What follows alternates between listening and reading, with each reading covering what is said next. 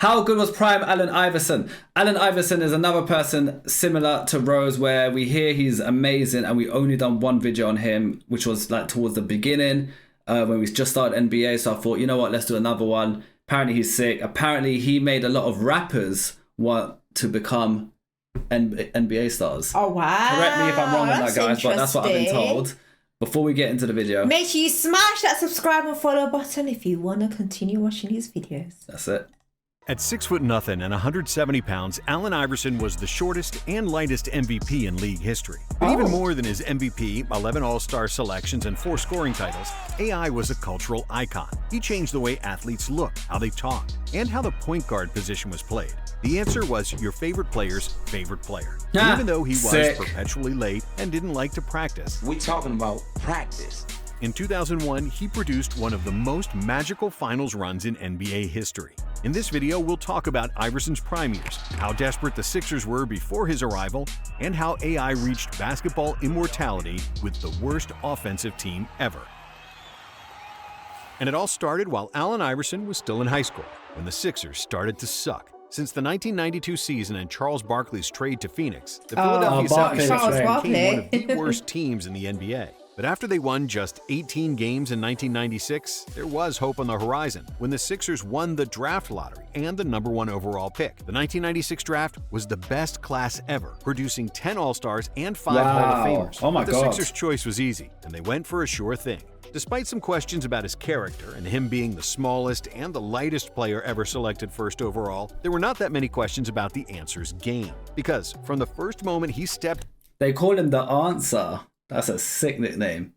The answer. That's very powerful. That's powerful, let's be real. And it means that it says a lot about him. Yeah, he is the answer to us winning the championship. That's literally crazy. On the NBA floor. There was no doubt this guy was the fastest player the league had ever seen. Wow. Even as a 155-pound rookie, Iverson put fear in people's hearts because nobody could stay in front of him. Iverson could change directions with the ball on a string, turn on the jets, and burn whoever, whenever. Plus, despite his small stature, Iverson had a long wingspan. He was wiry strong and fearless. If you tried to beat him up, he'd get up every single time and go at you 100 miles an hour again and again. In his NBA debut, AI scored 30 points, which was the 6th highest scoring game ever for an NBA rookie. Allen also broke Wilt Chamberlain's rookie record of 3 straight games with at least 40 points, doing so in 5 straight games, including a 50-point effort in Cleveland against the Cavaliers, who had the second best defense in the NBA that season. He thus became the second youngest player ever to reach the 50-point plateau. But the most memorable moment of his rookie season came against his idol, Michael Jordan. Damn. The crowd is into it. Allen shakes free. Imagine doing that. I can't lie, he done Jordan bad. Replay that one more time. That was slick as fuck. Oh my god. Memorable moment of his rookie season. That is iconic. That was so slick. The crowd is into it. Allen shakes free. And Jordan was good at defending. Jordan's not a one-trick pony. He had it all, so... That is iconic. He's going to tell his kids about that. Iverson finished that game against Chicago with 37 points on 15 for 23 shooting, solid, outshining Jordan, who finished with 24 points on 9 for 24 shooting. Damn. In his rookie year, AI led the Sixers with 23.5 points, which was the 6th best scoring average in the NBA. He also ranked 11th in assists with 7.5 dimes per game. And even though he shot just 41% from the field, he made 155 three-pointers, which was near the top of the league. Iverson won Rookie of the Year. However, the 76ers sucked, and they were glued to the bottom of the standings. And because they barely improved from the previous year, Coach Johnny Davis got fired. And in his place came a coach that would soon become synonymous with Allen Iverson, Larry Brown. As a player, Brown was a 3-time assists leader in the ABA, and as a coach, he was a disciplinarian who believed in structure and being 20 minutes early to everything. And when he got to Philadelphia, there was Iverson, a ball hog who didn't like to pass the ball, a guy who believed coaches couldn't teach him much, and who was perpetually late for everything. It was a match made in hell, and it didn't take long for the coach and the superstar to clash. If you come down and jack up a bad shot and nobody else touches the ball, what good have you done? Those 4 guys, they don't want to just run, play defense, and set screens. It gets old for them real fast. But Iverson was a hothead and didn't like Brown's authoritarian style. He did not stay after practice to work on his game. If there was a shoot-around, he showed up when it started and left as soon as it was over, if he even showed up at all. When the other Sixers hit the gym... He's like that naughty kid at school. But there's nothing naughty about it. He's showing up on time and he's leaving when it's done. He's like, yeah, I don't need to do no extra overtime. That new coach is basically like I've experienced it in office jobs where your management expects you to come like 10 minutes early. And if you leave, bro, I had a manager say to me once, we finished at 5:30. I left at 5:30 because I had shit to do. He's like, oh, leaving early today, Yasin. Bro, it's fucking, but like, it's like, there's some work environments that are like that, you know? Like, you don't, like, even though like, you get frowned upon for leaving on time when your shift ends. And you'll have they'll sit you down and be like, what's going on? Like, why are you leaving early? Bro, my job's fucking finished. Like, do you know what I'm saying? So he was like that, which is nothing wrong with that. It's not a bad thing. It is what it is. Do you know what I mean? He's a top player anyway, but the coach didn't want to have that style in his team. Yeah. Iverson would That's just bad. lay on the bench press machine. I was coming in late. Oh, Whoops, that's different. He'd hide in the bathroom and eat junk food. Still, with more experience and Brown's efforts, Iverson improved. As a rookie, he led the NBA in turnovers with 4.4 per game. And in his sophomore season, My bad, chat. I think I misheard that. That's okay. he cut that So it's to just coming in late, 3.1. that's different. His shooting efficiency went up from 41% to 46%, and his decision-making improved, as Brown didn't want the Sixers to be a one-man show. If I had a mismatch last year, I could take it. I can't do that as much this year. That gets a little frustrating, Iverson said of his lack of freedom on offense. But despite Iverson scoring less than the year before, the Sixers improved, even though they didn't make the playoffs. However, in 1999, AI couldn't be reined in anymore, not even by Brown. The coach started to play Iverson as a shooting guard to get him off the ball, but the result wasn't more cutting to the basket and off-ball movement to make it easier for the offense. Sir, AI started gunning, leading the NBA in field goal attempts and averaging nearly as many turnovers as assists. The ball was still in AI's hands for the majority of the time, and thanks to an insane usage rate, he led the NBA in scoring with 26.8 points per game. Over O'Neal. But most importantly, thanks to their top 5 defense, the Sixers were finally successful with their first winning season in 8 years. In the Wow.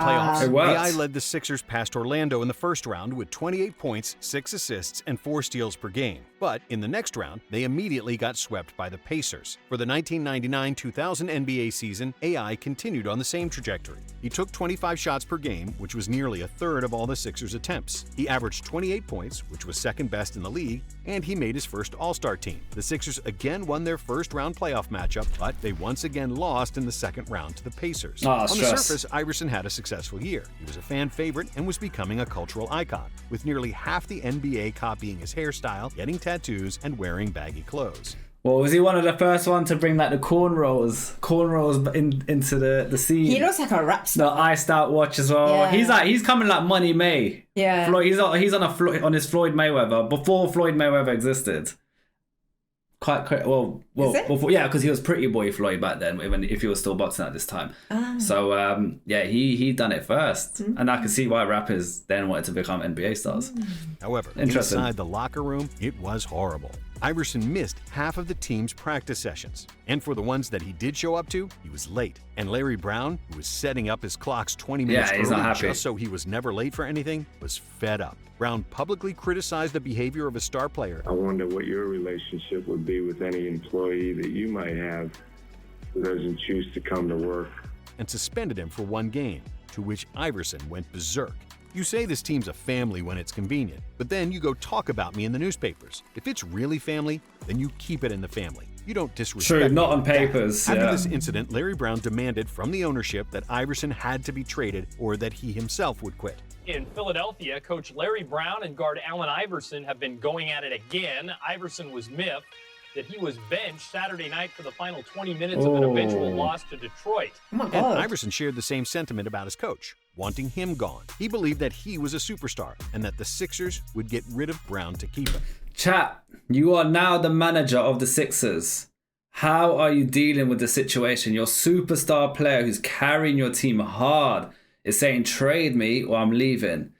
The coach is there. If you get rid of the coach, Allen Iverson will probably stay. How are you dealing with this? What are you doing? And you're the coach. Yeah, you're the manager. Like you decide what decisions made. Well, if he's my star player, I'll sit down with him. I would have me being a man, I would have a man-to-man chat with him. Yeah. I would come to terms with him and just try to patch this rocky, because they obviously have a rocky relationship. I'll try and amend that relationship, start over, and, yeah. Yeah. That's what I would do. I would see a lot of the chat is saying bye-bye Larry's and get rid of the manager that came in. But my only concern with that is once Allen Iverson wins and does it once, what says that's not going to happen again and again and again and again to a point where it's like, shit, where do you draw the line? Where do you put your foot down? So it's very hard, man. It's a difficult position to be in my opinion. But then, a shock. During the offseason, the Sixers decided to trade Iverson and were openly shopping him across the league. Finally, in late July of 2000, a 4-team, 10-player deal was made between the Pistons, Hornets, Lakers, and Sixers. Damn. Which sent Iverson and center Matt Geiger to Detroit. However, at the last moment, Matt Geiger refused to waive his trade kicker bonus, which messed up the finances of such a complicated trade, and everything fell through. But this near trade finally sobered up Allen Iverson. He realized that he was not above the team, that he was acting like a prima donna, and that if he didn't clean up his act, the Sixers would get rid of him as soon as they got the chance. From that point on, I promised myself that I would never give anyone the ammo to use against me. I looked back at the practices I missed. It was ridiculous. I missed so many and I was late for so many. He's chilling. Before the training camp started, Iverson had a meeting with Larry Brown where he apologized for his behavior. I'm going to change. I'm ready to be a leader. I want to be a captain. I'm going to be on time. I want to have the kind of relationship with you that Magic Johnson had with Pat Riley and Michael Jordan had with Phil Jackson. Brown was elated because that's all he wanted too. And when the training camp started, Iverson kept his word. He didn't miss a single day of training camp and not a single weightlifting session. When the training camp started, AI reported at 155 pounds, with the goal to bump that to 170 for the first game of the regular season. Which is a good When weight. that first game came, AI weighed in at 172 pounds perfect. and was deadlier than ever. The Sixers started the season with 10 wins in a row, and there was a noticeable change in Iverson's game and body language. AI started to dish the ball more out of double teams, he looked engaged during timeouts, and hugged his coach after games. This new dynamic... Oh, see, there we go. Happy family. So it worked out in the end. From the looks of Yeah, it. good. Allen Wonderful. Iverson culminated during the All-Star game, when Allen's fourth quarter explosion carried the East to victory. Since the 76ers had the #1 seed, Brown coached the game. And after Iverson was presented the All-Star game MVP, his first words were, Where my coach? Oh, Coach Brown. Is he Oh around? damn! He proper got on a good relationship. The coach, from what he started, it was tough love from both ends from the beginning. Now they're best friends. they're besties, man. Love that. trade deadline, the Sixers traded Tony Kukoc and Theo Ratcliffe for Dikembe Mutombo, who won Defensive Player of the Year that season. The Sixers secured the #1 seed in the East, and for the first time since their championship year in 1983, it looked like they could go all the way. After they defeated the Pacers in the first round of the playoffs, Iverson was named the league MVP, with averages of 31 points, 4.5 Killing assists, it. and Good for him. 2.5 steals. On top of a Defensive Player of the Year and the MVP, the Sixers also had a Sixth Man of the Year in Aaron McKee. However, in the second round, another problem awaited, and the clash with the high-flying superstar Vince Carter. Vince and Oh, the AI were the dunker. most attractive players in the NBA, and their matchup was one of the most exciting duels in NBA history. In Game 1 in Philly, both Iverson and Carter went over 35 points, but Toronto won. In Game 2, AI scored 54 to even the series, and Carter immediately countered with 50 of his own in Game 3. The Sixers evened the series in the fourth game, and in Game 5, Iverson eclipsed 50 again, finishing with 52 points, 7 assists, and 4 steals to give Philadelphia a 3-2 series lead. But in Toronto, Carter played out of his mind again, scoring 39 points to extend the series and force a Game 7. On the day of the deciding game, Carter had a graduation ceremony in North Carolina, and he decided to participate. After 2 flights that day, he made it to Philadelphia, but he was exhausted and played an awful game, including a final second miss that would send the Sixers to the conference finals. AI had a horrible shooting night, but he did finish with a career-high 16 assists, and doing everything in his power to lead Philly to victory. And in the conference finals, they faced another NBA legend, Ray Allen and his Milwaukee Bucks. Ray Allen. Ray, Sam Heard Cassell, of him. and big dog Glenn Robinson looked like the better team at the beginning of the series. And after Game 2, it looked like the Sixers were doomed. The game was tied, but Allen Iverson injured his hip and was ruled out of Game 3. And without their best player, the Sixers had no chance against Milwaukee. But being as tough as he was, Iverson pushed through the pain and suited up for Game 4. And even though his hip contributed to an atrocious shooting performance from Iverson, Not his fault though, 32 innit? shooting, the Sixers somehow pulled through in a must-win game. And then, in Game 5, Iverson had an even worse game, shooting 5 for 27 and scoring only 15 points. But he did have 9 rebounds and 8 assists, and the Sixers somehow eked out an 89-88 win. AI scoring came back for Game 6, and he finished with 46 points. But the Sixers lost and were due for another Game 7. But when it was most important, Iverson played the best game of the series, finishing with 44 points and 7 assists to push the Sixers to the NBA Finals. After a decade of irrelevance and losing, the Sixers were on the brink of basketball immortality, reaching their first finals in 18 years. However, in the 2001 Finals, there was a worst possible opponent. The Los Angeles Lakers with prime Shaq. Why is he coming up? Why is he looking like Big Show? Not Shaq. He's looking like a WWE the wrestler. Mamba.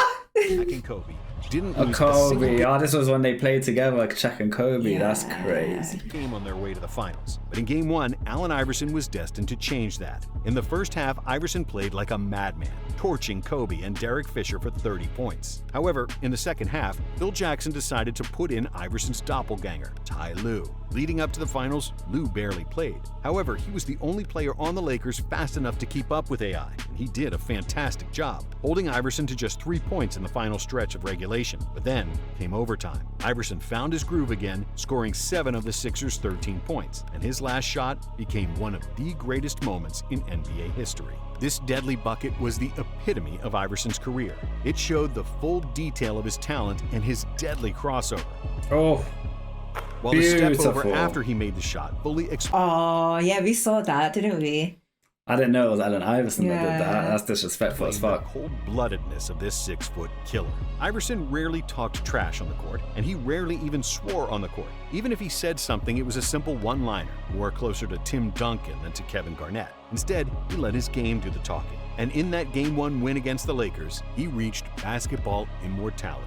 He finished with 48 points, 6 assists, and 5 steals, almost single-handedly defeating the team that was undefeated in the playoffs. It was the 6th highest scoring game in NBA Finals history. However, in the next 4 games, the Lakers proved their dominance and won the title, as nobody in the NBA could deal with Shaq. And even though Iverson He's just a monster. Shaq is like. I'm not gonna lie. If I was to get Shaq, I would just move out of the way and let the guy score. I'm That's not what trying they're to doing. get. Yeah, I'm not trying to get toppled over and He's just too. end my bench. career. He's literally WWE wrestler style. Yeah. Playing. You know NBA. what he reminds me of? You know, The Lion King. Yeah. When the dad gets run over. Oh, by so all he's the whole wolves. herd. Yeah, he's the herd.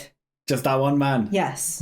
Shaq is the lost, herd. he became a people's champion and an NBA legend. The 76ers averaged 94.7 points per game that season. Bam. Allen Iverson averaged 31.4 of those, with none of his teammates averaging over 12 points. In So he fact, none of carried. his teammates averaged more than 18 points per game at any point in their careers, and most never even averaged 15. Other than Iverson, the 2001 Sixers were the worst offensive team that ever reached the NBA Finals. And while it's not entirely wrong to say that Iverson was a ball hog, on this team, he absolutely had to be. He was the lone scorer on a defensive-minded team, which allowed his offensive talent to shine and shoot until the wheels fell off. And the wheels nearly did fall off. Iverson played through 9 different injuries during the 2001 NBA season, which is a testament to his resilience and fighting spirit. And yes, Allen Iverson won only 1 playoff series after 2001. Yes, he wasn't very efficient, especially by today's standards. And sure, he didn't like to practice. And the 2001 season was really the only season where he behaved like a professional and showed up on time. But as he said in that infamous press conference, maybe he didn't show up for practice. But come game time, this skinny little dude was willing to die on that court. And that's why he's still one of the most popular NBA players of all time. 100%. The amount of posters like people had growing up of Allen Iverson on their wall and stuff must have been crazy. Yeah, definitely.